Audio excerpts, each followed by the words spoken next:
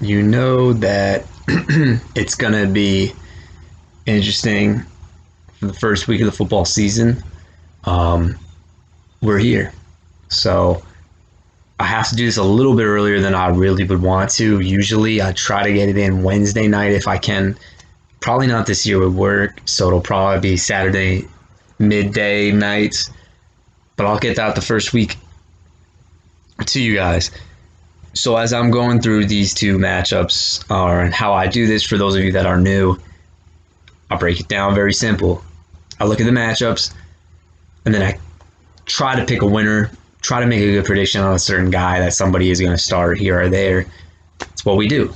So first two teams that are going to go up against each other, you have first matchup I want to talk about. Yahoo Projections has this low. Do not go by Yahoo Projections, though. I go by my own projections. I'm going to go Allen's team versus a newcomer in the league, Alex.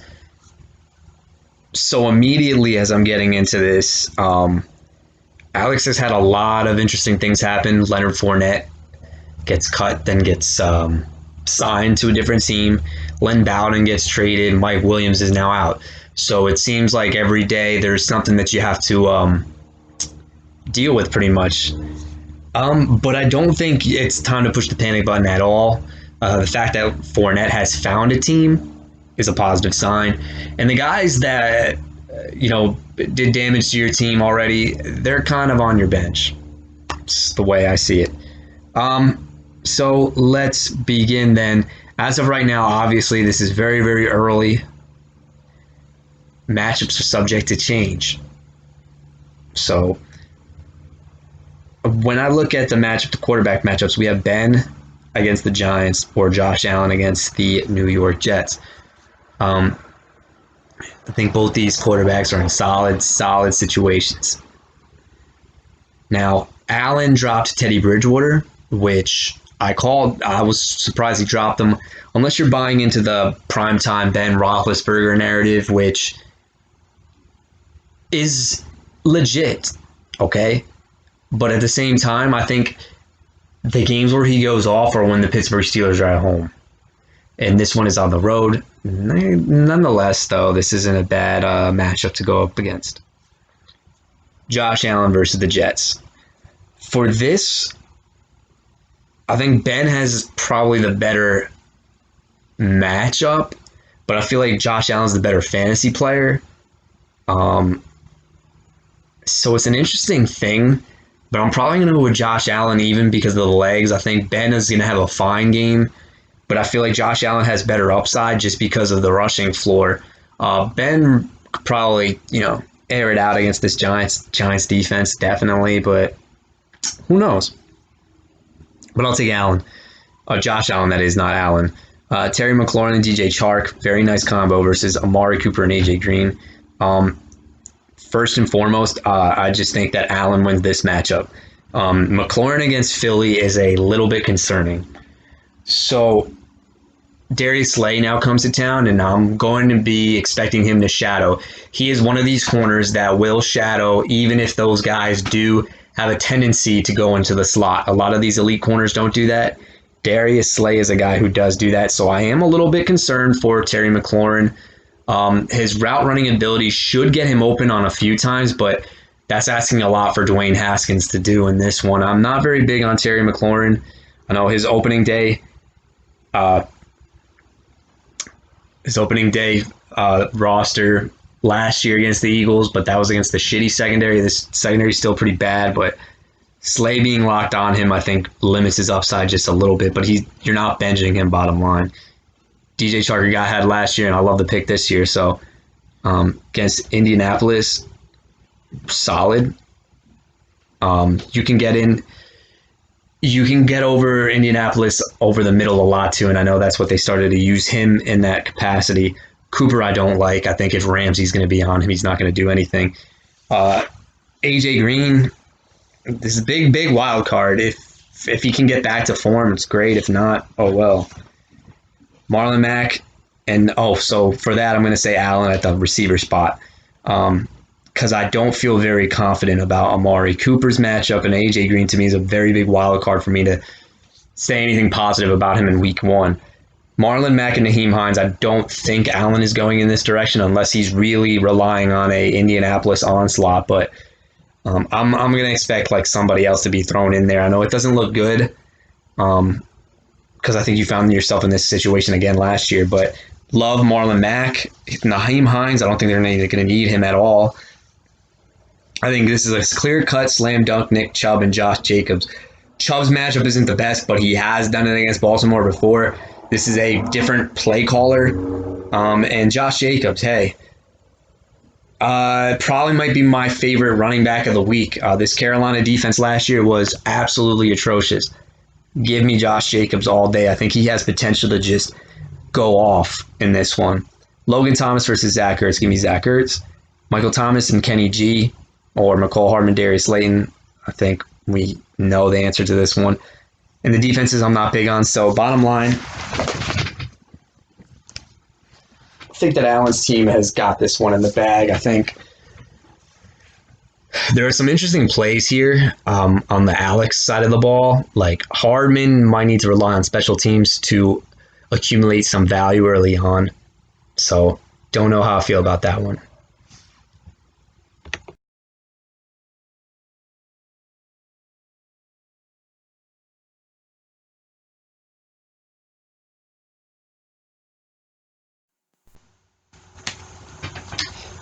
All right, so we're moving along in.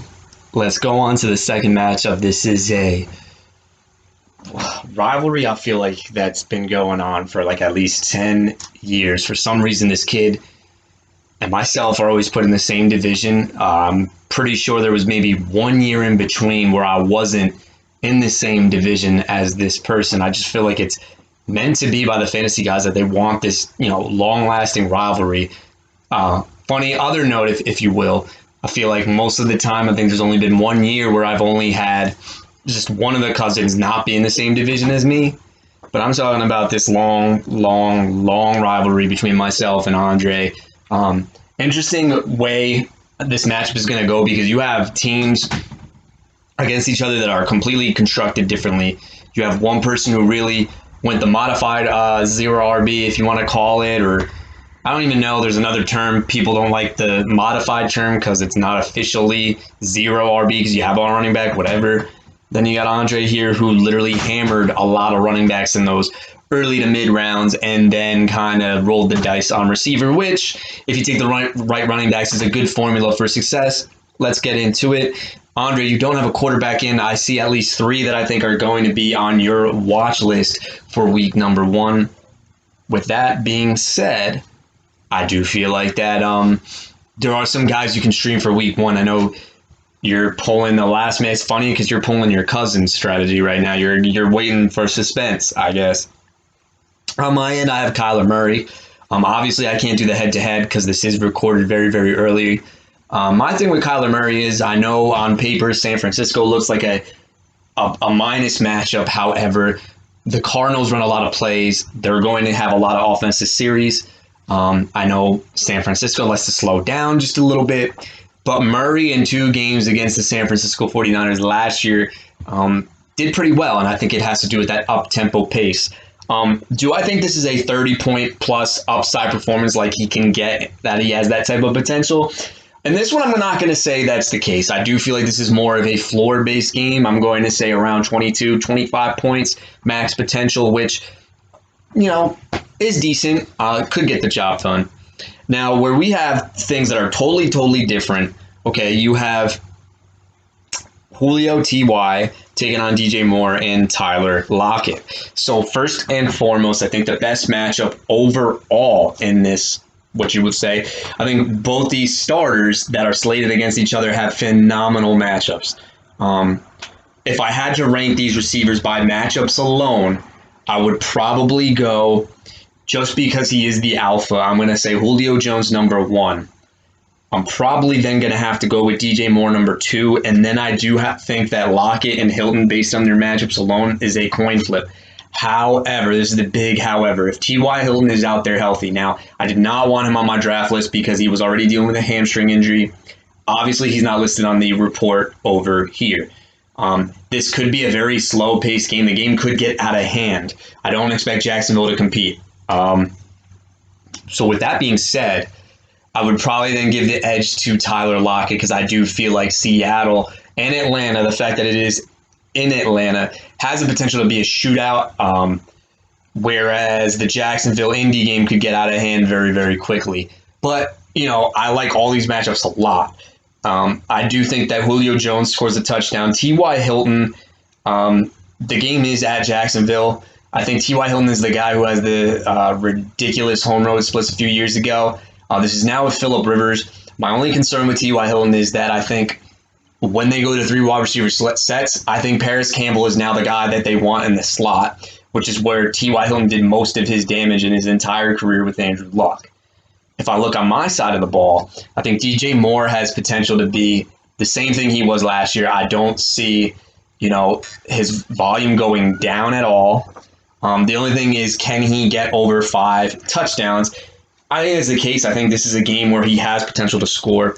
Lockett's the interesting one because I do like the volume because I think, as odd as it is to say, and I know I reached on this guy for those of you who think that, this is a matchup, though, I feel like bodes better for DK Metcalf because the way I see it is if you put DK Metcalf against a corner on the outside who cannot cover him, is not elite at all, Russ is going to be looking deep downfield for DK.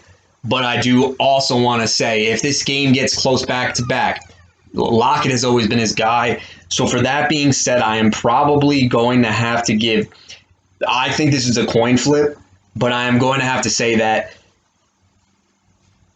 I'm going to give just a slight edge, probably to Andre. The only reason being is because I do feel like T.Y. Hilton is my definition of a sell high. I think he's good for the first month, get rid of him after. Julio Jones, I think, scores. DJ Moore has potential to at least get double digits at what he was last year. Lockett, I feel like is an interesting. He could either go off or it'll just be like a floor of 9 to 10. So I'm going to bode more on the side of Andre for that one. Okay, this is where things get very interesting. So you have Barkley and Cam Akers versus Joe Mixon and Todd Gurley. I don't like this matchup at all for Saquon Barkley. However, the elite talent might be able to put him over. I know a lot of people who were down on Barkley, not because of the talent, but they looked at his first 3 games. Cam Akers, to me, is the biggest wild card in this whole matchup. I don't know if there's going to be a quote-unquote split. Is McVay just saying that Malcolm Brown's the starter just because veteran experience, and you got to give it to the veteran just not to be a dick as a coach, I guess. But Mixon against the Chargers is a fantastic matchup. No Derwin James. Their linebackers are awful. Their front is good against the pass. It's not very good against the run. I like the volume there. Todd Gurley, if he gets the volume, he's going to automatically be an RB2, bottom line. I have to give Andre this one in that matchup just because Cam Akers is the biggest wild card. I think Saquon Barkley will be fine, but I like Mixon's matchup a lot. And Todd Gurley, as long as his knee doesn't give out in the first quarter, I think he should at least get you double digits. I don't see Brian Hill being a factor. I know they're starting to hype this guy up. He's a nobody. He's a Jag. Don't worry about it. Jack Doyle taking on Chris Herndon. I think these other guys are kind of in the same boat. They're going to get targets. Jack Doyle never gets any touchdowns, though, but he's the definition of a very floor-esque tight end. I'm going to say probably like 7 to 8 points in his outcome. Chris Herndon, look, I think that the Jacksonville Jaguars, 2 teams, I think that Miami Dolphins, the Jacksonville Jaguars, and the Jets are going to have these skill position players that are going to be in garbage time a lot. And I think the Jets and the Jags are going to be those 2 teams that you wanted exposure of just because I think these teams get blown out. The Jets do not have a good defense.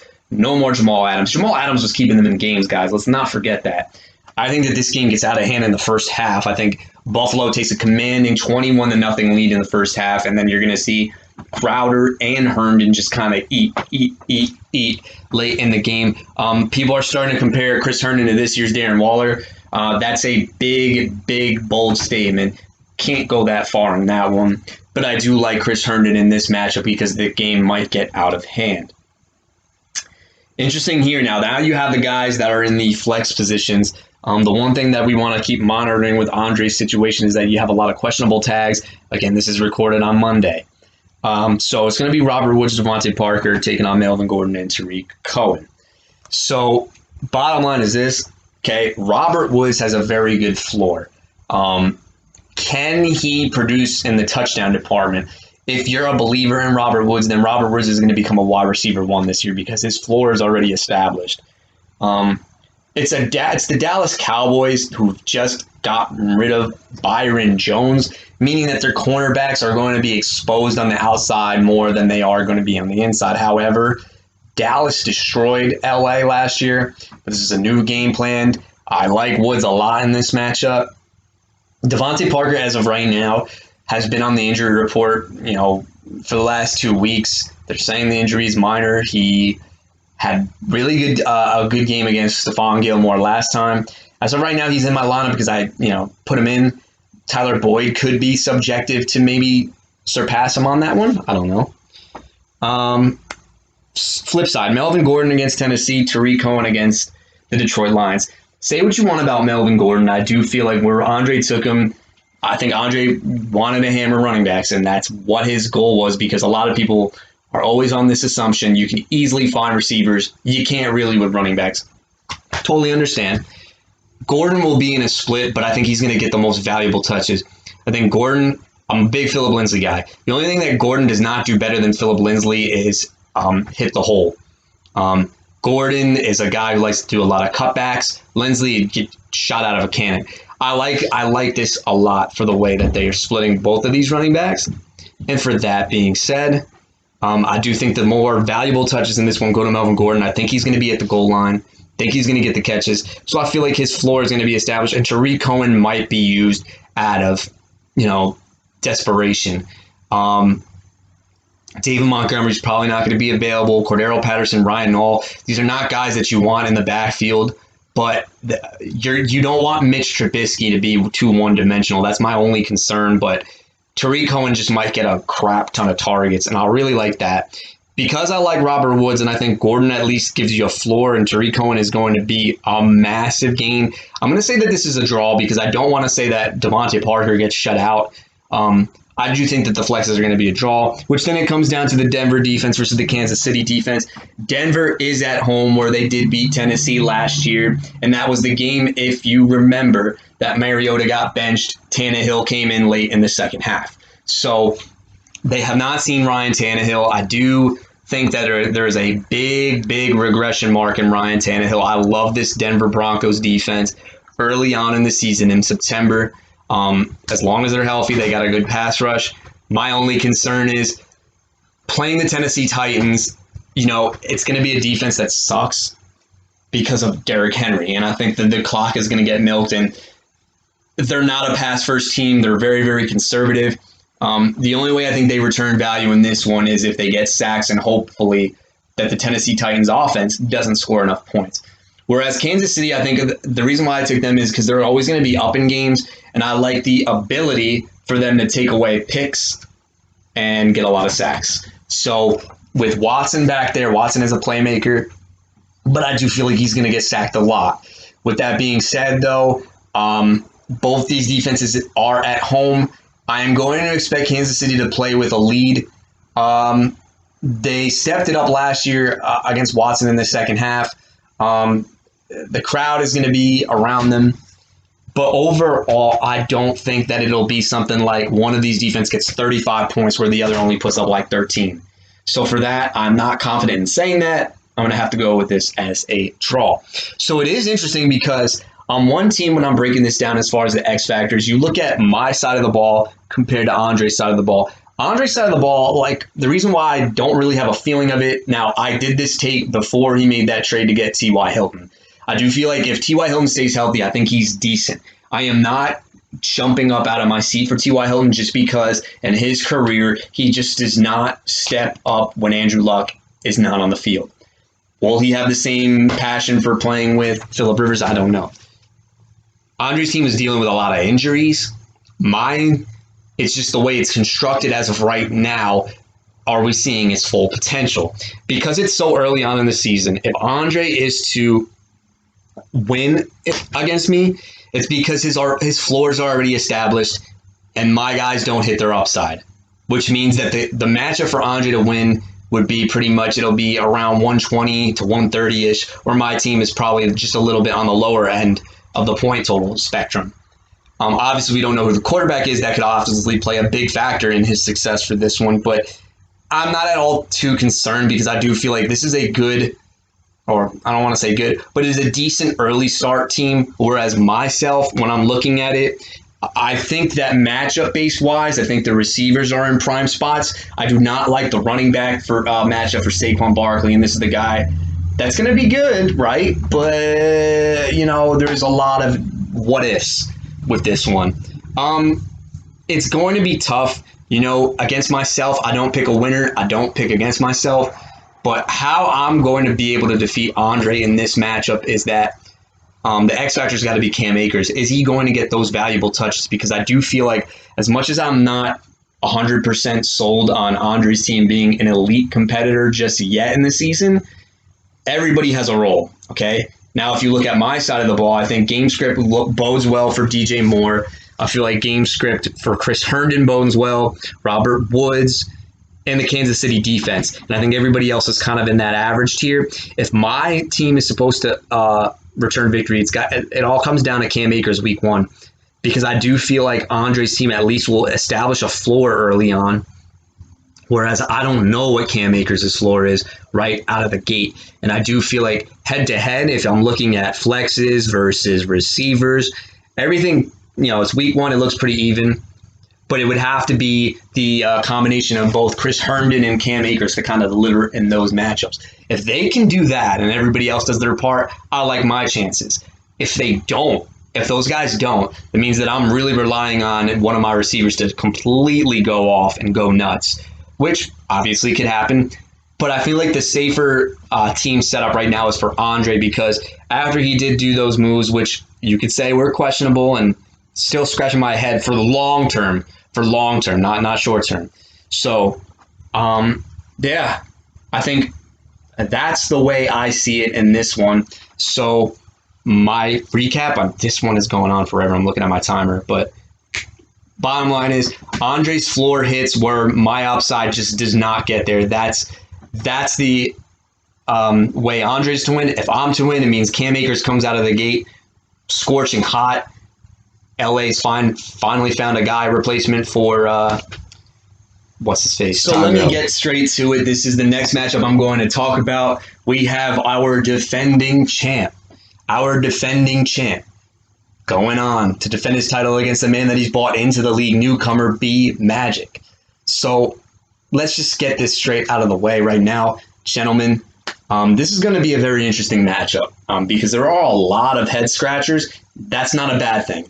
There are a lot of things that I can see going right for both teams. It's just a matter of, can they do it? I'm going to hear my side of the story. I'm going to have you guys weigh in if you want to leave a comment or not. Or, again, I know B Magic, Johnny, at times, if you ask him, he hates listening to me because he always feels like I pick against him. And then he gets surprised when he wins. And then I'm like, well, then you should have listened to it. So the other thing, I might say things.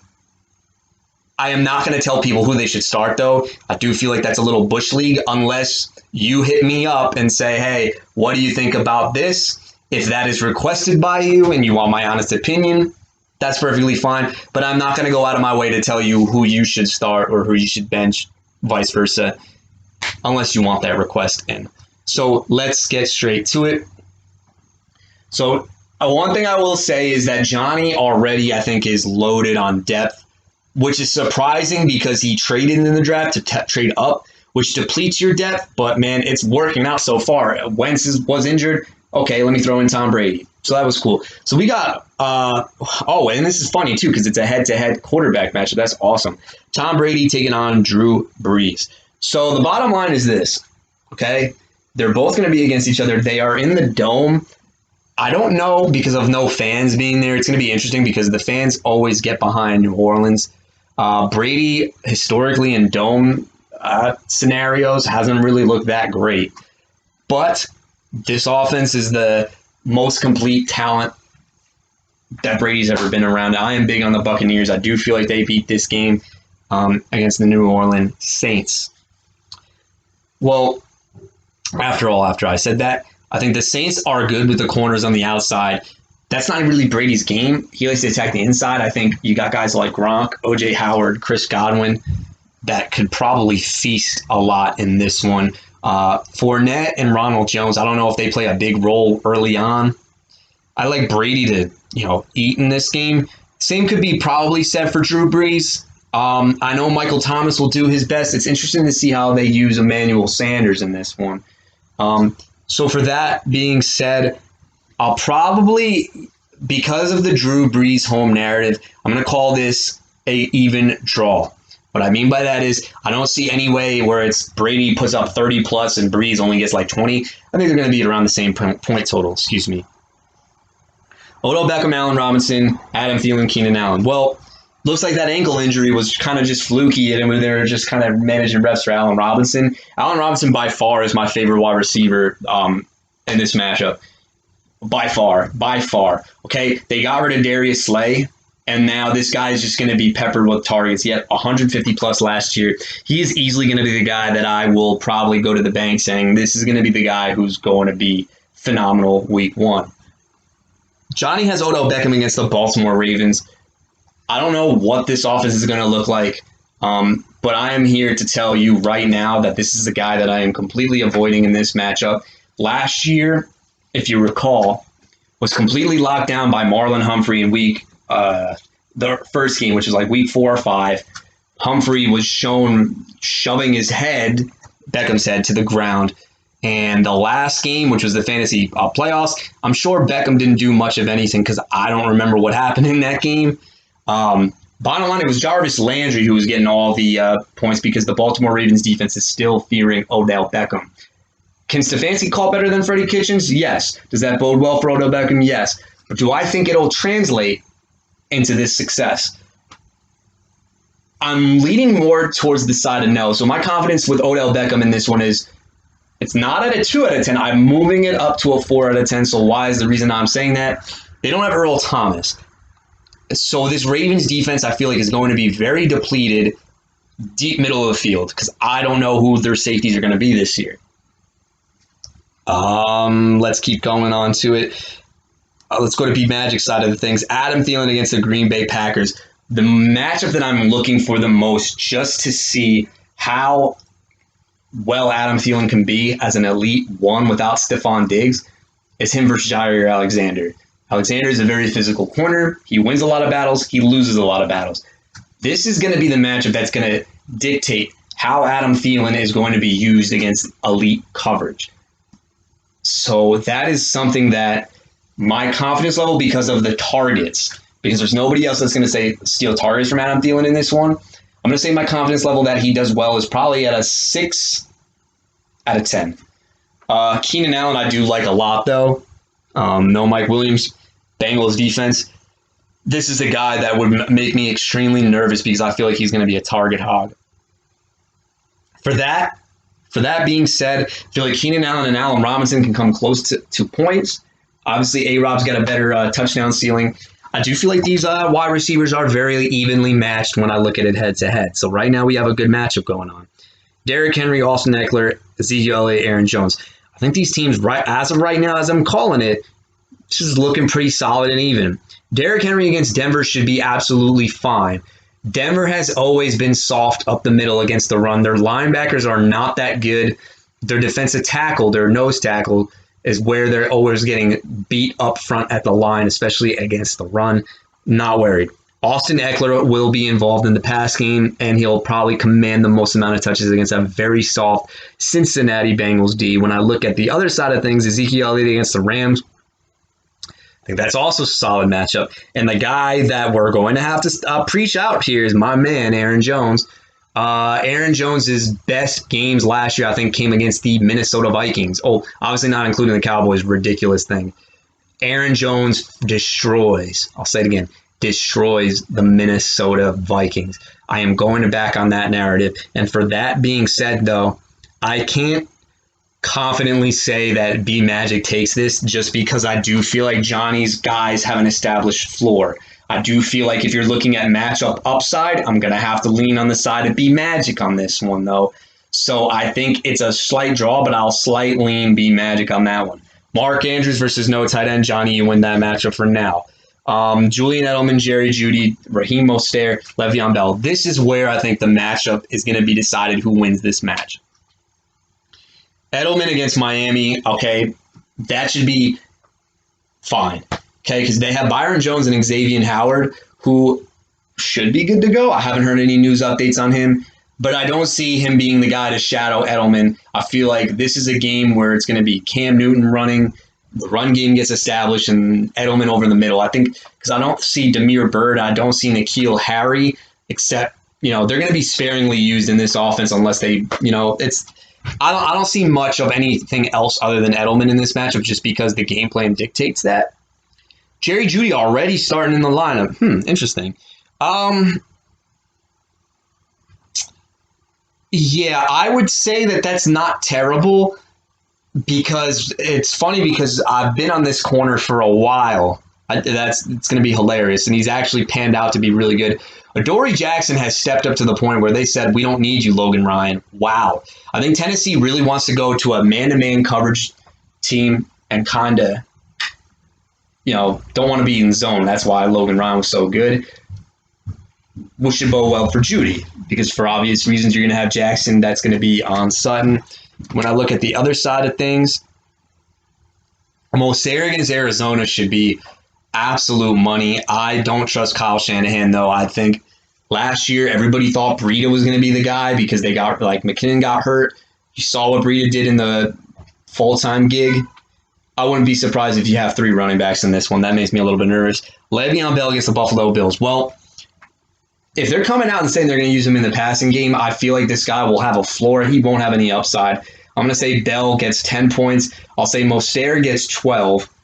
I think this is hard to decide. I think Edelman, always hits a nice floor. Jeudy would be the X factor in this one because I do feel like if he hits, it'll be more than Le'Veon Bell at least. Then I go to New Orleans D at home against Tampa versus San Fran against Arizona. Interesting because you have Tom Brady as your quarterback. Unless Carson Wentz is going to be started in place if you hear good reports, which knowing Johnny, that's probably how he's going to maneuver things. San Fran against Arizona, look, you're going to get a lot of sacks on the Arizona Cardinals. That's a given. Arizona Cardinals, they like to throw a lot, which bodes well for possible turnover differential, so I can't even hate on this Niners D. Okay. So the way I'm going to say it is when I look at the wide receivers versus running back matchups, I think it's dead even. Where things are going to have to be for B Magic to win, you're going to have to hope that your flexes hit, and you're going to have to hope that the tight end can keep up with Mark Andrews because where Johnny's dangerous is his top half of his lineup. I think that these guys have potential to be the point where they can finish in the top even 5 at their positions if you want to go that far. I'm not going to disagree with that. So you really need your tight end and the flexes to kind of come through and hit their value because I feel like you're set everywhere else. As far as the Johnny side of things, man, your X factor is going to have to be number 1, Mark Andrews, because you have the position advantage going in there, and you have Jerry Jeudy as the wild card in this one. So if I have to pick a winner, when I look, let me just, before I do that, Austin Hooper is the tight end. I think it's okay. I don't think it's bad. I don't think, you know what I'm saying? This is going to be a close matchup, but I do feel like Mark Andrews against that Cleveland defense is going to be the big X factor to put Johnny over the hump. Well, not even the hump, to go 1-0 for the champ. Okay, we've got a 2-time champion taking on a newcomer, which is going to be interesting for week number 1, ladies and gentlemen. I'm talking about Patrick taking on Mr. David Sutton. All right, so let's break it down. Lamar Jackson, Patrick Mahomes. Talk about elite quarterback matchups. I'm just gonna flat out say this. It's gonna be a draw because these guys are gonna light up week number 1. I am not picking a confident winner in that one. Mike Evans, Cortland Sutton taking on DeAndre Hopkins and Brandon Cooks. I think this is a slam dunk for me. I gotta go Mike Evans. I gotta go Cortland Sutton. Look, Hopkins' volume will be there. Brandon Cooks, I just do not trust. Cortland Sutton should at least catch 1 touchdown as far as Mike Evans. Mike Evans and Lattimore have a lot of interesting battles. that's always like if Lattimore beats him in the first one, Mike Evans comes back and eats him up in the second one. Now, a healthy Marshawn Lattimore does not bode well for Mike Evans's what's the word? His production so far. But look, I think that Tom Brady at least can get him on the board. Alvin Kamara and Devin Singletary taking on Christian McCaffrey and David Johnson. First and foremost, let's get it out of the way. Christian McCaffrey is like an automatic 25 points a week and more, so yikes on that if you're facing him. Alvin Kamara against Tampa. I think if he's going to produce, it's going to be receiving. Tampa's D against the run, very, very solid. Devin Singletary is interesting because I wasn't huge on him, but it is the Jets. And the Jets are going to bleed a lot of points. So I think that both Zach Moss and Singletary could be solid. David Johnson, whoa, what? Wow. Interesting, because I remember Yahoo was down on him at 9 points just like 2 weeks ago. It looks like he's up to 13.48. Still a fade for me. I am not a believer in David Johnson. Look, the only way this guy has value is if he gets volume. Yes, he's going to be the quote-unquote guy. The only thing I don't like, though, is he's not a good running back and he relies on the pass-catching ability. I don't see Watson chucking it down to him at all. For those being said, though, man, I have to give it still to David just because I like McCaffrey against this Raiders defense could just out, like this could make him win the matchup just alone. Not big on David Johnson. I feel like David Johnson gets you 9 points. I absolutely freaking despise David Johnson. As far as the other side, though, I think Kamara and Singletary will be decent, but I don't know if it's going to be enough for the outrageous performance that McCaffrey can always put up. This is probably one of the most interesting tight end battles this week. Evan Ingram, Hayden Hurst. Interesting. So Seattle is always prone in the middle of the field against tight ends, which bodes extremely well for Hayden Hurst. The hype is there. Matt Ryan said that he was better than Tony Gonzalez out of the gate, which is a very bold statement. Then I look at Evan Ingram. When he's healthy, he produces. That's the bottom line. I know it's a stingy Pittsburgh D, but I do feel like this is Daniel Jones's number one guy. For that being said, even though Hurst isn't a good matchup, I'm going to say it's a draw. Jarvis and Henry Ruggs taking on Mark Ingram and Christian Kirk. Ingram against Cleveland. Book him at least for one touchdown. If this game gets out of hand, I could even see two. Not Jerry Jeudy. Jarvis Landry, Henry Ruggs. So let's break those guys down for a minute. Landry was the one who did very well against Baltimore in the 2 games that they played each other last year, including an outrageous 100-yard performance the first time around. It was all him and Nick Chubb, man. They ate in that game. Do I think he has potential to do the same thing again? I'm actually going to say yes, and here's the reason why. Marlon Humphrey is I think he's the new version of Chris Harris. He travels all over the place. He can even go in the slot. But I feel like when I look at John Harbaugh's game plan, he wants him on Odell Beckham. I know Jimmy Smith can take care of Odell Beckham, but in those crucial situations, they're going to look to line up Humphrey on him. I am not worried about Marcus Peters. He's only good because zone coverage. I think Landry would be, if they're going to be successful, it's going to be Landry, not Odell. Henry Ruggs is very interesting because now with the injury to Tyrell Williams, there's going to be more targets. I was actually listening to, me being a, closet Raiders fan, if you want to say that, it's fine. But I was listening to a report with David Carr. Now, this is the best guy, not Derek, his older brother David on NFL Network.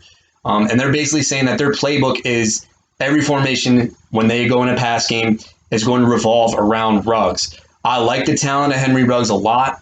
I just don't know if Derek Carr is going to be that confident in feeding him targets week in and week out.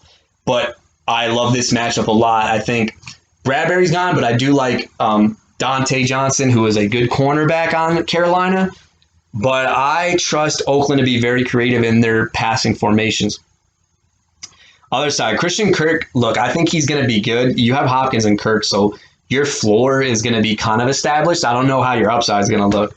If I have to honestly pick a winner, though, I feel like it's more for me on the safer side to say Mr. Sutton. New England against Miami, Buffalo against the Jets. I mean, gentlemen, take your pick. I mean, Buffalo against the Jets, Oh, dude, money. New England against Miami. I am going to go out and say that they have a great game because who knocked them out last year? Ryan Fitzpatrick. Who's been motivated to shove it in their face and say, "Yeah, that was a fluke"? Bill Belichick. I gotta give it to New England. I think Buffalo's fine, but like I'm buying into the "you just cost us another Super Bowl" narrative. So give me that. I think it's not clear cut on who a winner is in this one because I do like a lot of pieces around. X factor for Patrick to win this one. I'm going to say it's Devin Singletary and Hayden Hurst. These are guys that are in fantastic matchups. Hayden Hurst has to score a touchdown. As far as Devin Singletary, look, I'm a big Zach Moss guy, and the minute Devin Singletary fumbles the ball, because that's the main knock, it's not going to look good for his outcome because I feel like Zach Moss can take his job in a blink of an eye, man.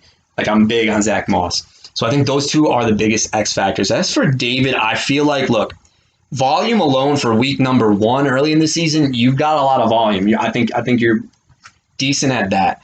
My only biggest concern, I would say, would probably be Brandon Cooks. But I mean, look, he's going to be in a positive game script, and I literally think that Watson might only have 3 viable fantasy options in the passing game. So for that alone, hey, you got the opportunity. Man, oh man, when I look at this, it's going to be tough. But I do feel like if you ask me which kid has the most boom explosive potential, I'm going to have to go with David just because he potentially could have the running back one, the quarterback one. If you want to argue and make a receiver one, you could make that argument, and defensive one for week number 1. I honestly feel like these guys are in fantastic matchups. Give me David Sutton.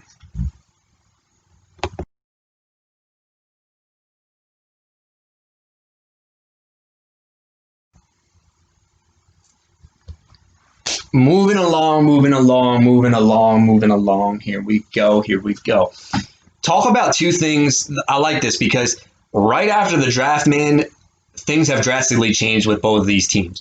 First thing, you got one team that decided, hey, I'm going to start trading like I always do, which shouldn't surprise anybody. He's already made 2 trades.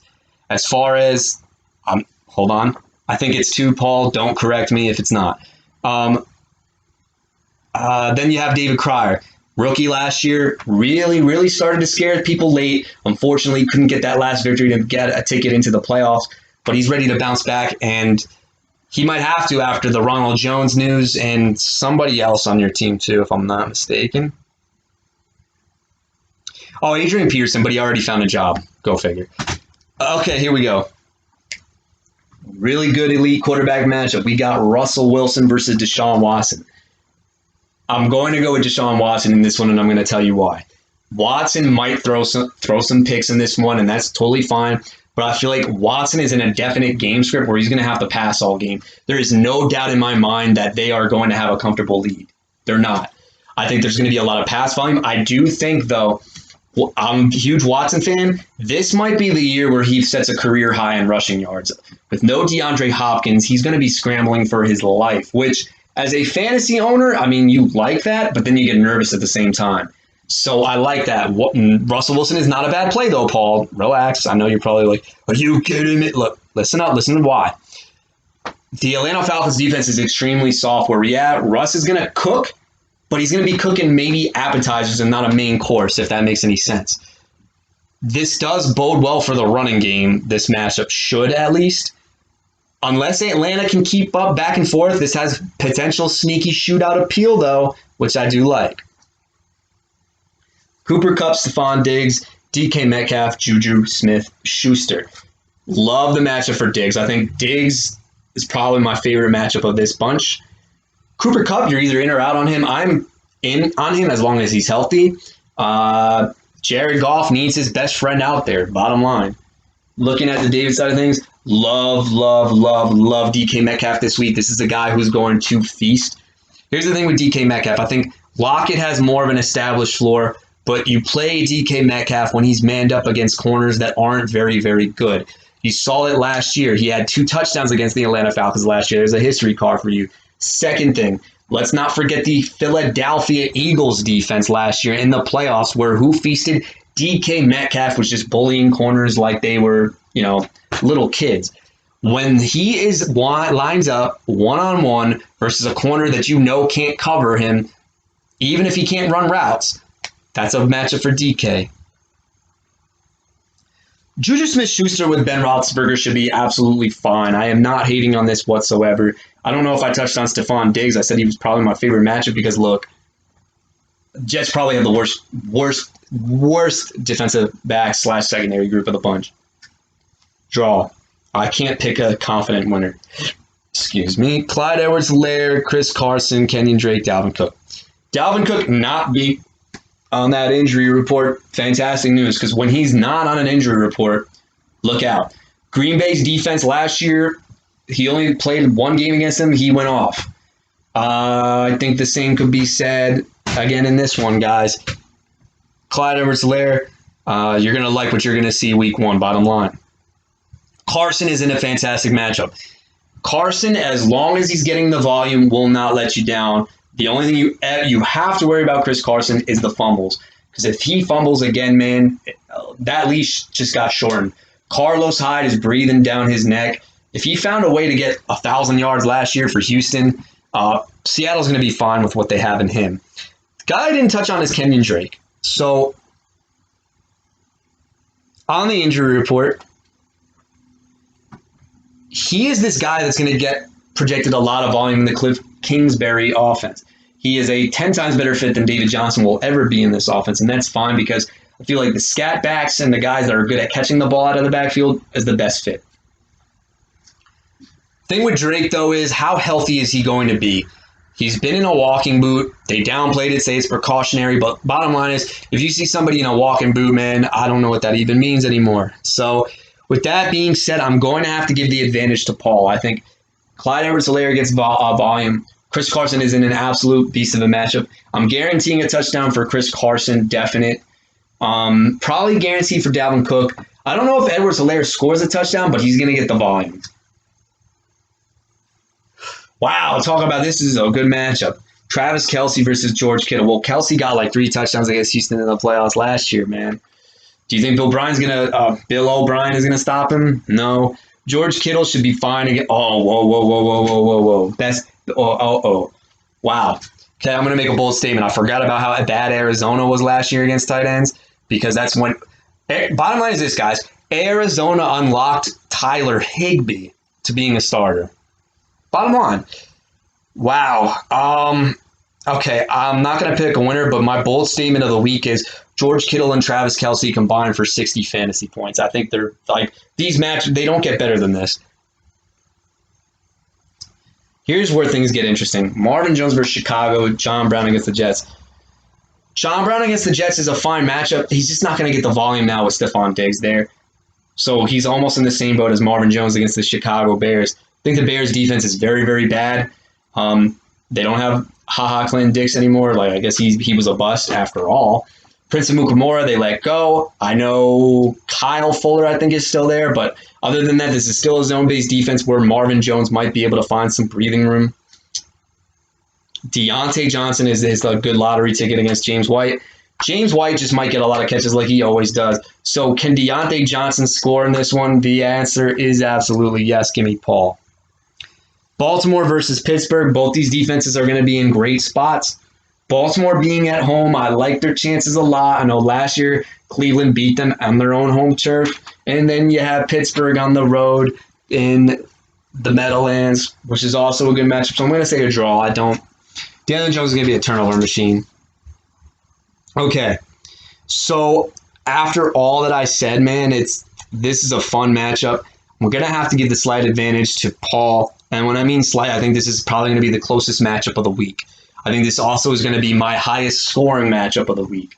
So it's going to be something where you log on, before the Sunday night game or Monday morning, and it's going to be a high scoring total. I'm going to say Paul wins this 162 to David Krier's 149. I think this has fireworks. I'd be shocked if this is not the highest scoring game of week number 1. I just feel like the matchups are there.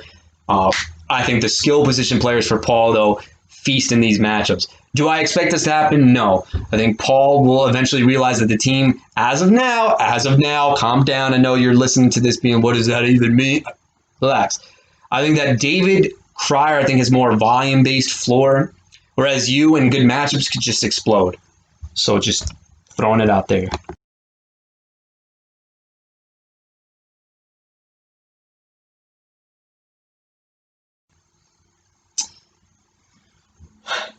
Spoiler alert, I don't think there was any way this was not going to be my match of the week. For obvious reasons, I know. We now officially have, if you want to call it a rivalry, you can call it a rivalry. But bottom line is, this man is out to make a statement that Rob Coffey isn't the face that you think he is. He's actually a heel. And I got to say, a lot of allegations have been stirred in the pot, and I got to say, it's what this league needs, man. There are some serious accusations going on here. This rivalry could get ugly. I'm hyped up for it. This is the matchup. Look. Obviously, you pay attention to your own matchups. This is the matchup I want to pay attention to the whole time because I want to see how it plays out. Dak Prescott versus Gardner Minshew. Next question. Chris Godwin and Calvin Ridley versus Tyreek Hill and Marquise Brown. Godwin, awesome. Awesome in this matchup. Calvin Ridley against Seattle. Also a good matchup. Tyreek the Freak Hill, though. 2 touchdowns, Coffey. Sorry, you're going to have to deal with it. Marquise Brown, though, against Cleveland. Can he do good against Denzel Ward, who had a down year? Sure. Miles Sanders, the projected new alpha running back. Could he be that guy? James Conner, as long as he's healthy, he's going to put up RB1 numbers. Landslide victory in the Coffey department in this one. Look, bottom line is this. Miles Sanders is going to get volume. Is he going to be that effective of it? Okay, we don't know. Volume trumps everything else, though, man. James Conner against the Giants. Book him down for at least 1 touchdown. His role is not going to change, which is why I think people started to move him up in his rankings. Pittsburgh is always a classic organization. They want one guy to take the load.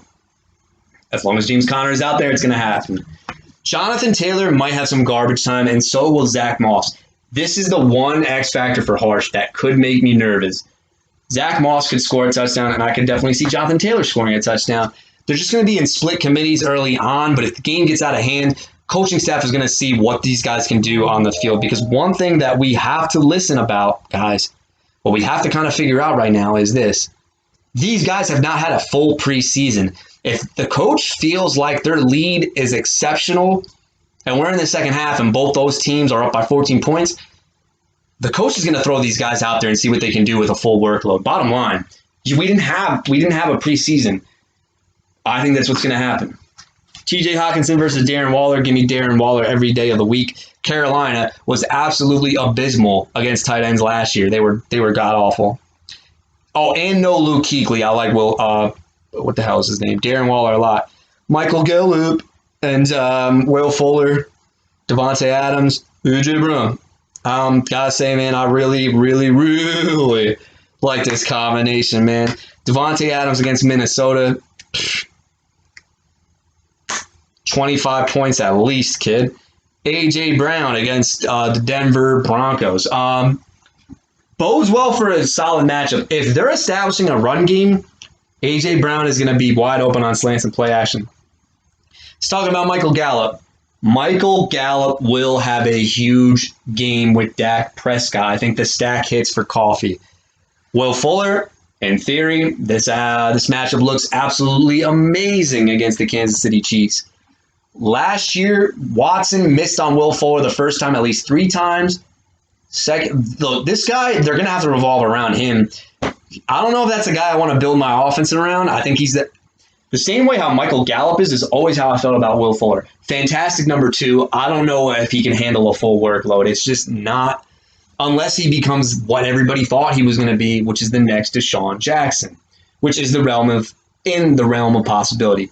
If Fuller, I feel like he always hurts his hamstring because he runs too fast, and his hamstring doesn't realize how fast he is. I don't know, but bottom line is, I think Coffey, you'll even take the L on Devontae Adams and A.J. Brown. even though Gallup will be fine. Indy's D against Jacksonville or Tampa against New Orleans. Harsh, let me just say that I love the underrated Tampa defense call, but I don't like them on the road. Indianapolis, though, sleeper defense. I don't know if it's going to translate into a lot of fantasy points, but with Minshew throwing the ball, give me the Indy D. All right. Talked a lot. You guys want to know who I'm picking now. Okay, so Minshew, I just feel like is going to be this year's Jameis Winston. He's going to have probably more picks than he does touchdowns, but the yardage total will be there.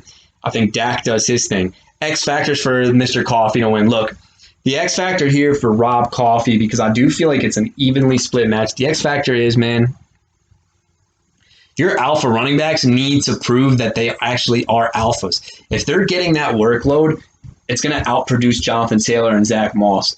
Harsh is going to be behind the 8 ball.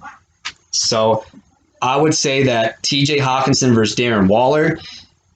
Look, I'm always team punt tight end, so I understand where you're going with this Hawkinson upside hype. Waller should probably be pretty solid, though, because I do feel like no matter what with Waller, I know he only had 3 touchdowns. Even if you feel like he regresses a little bit, it's going to come, positive regression in touchdowns. So that's my whole thought process with that one.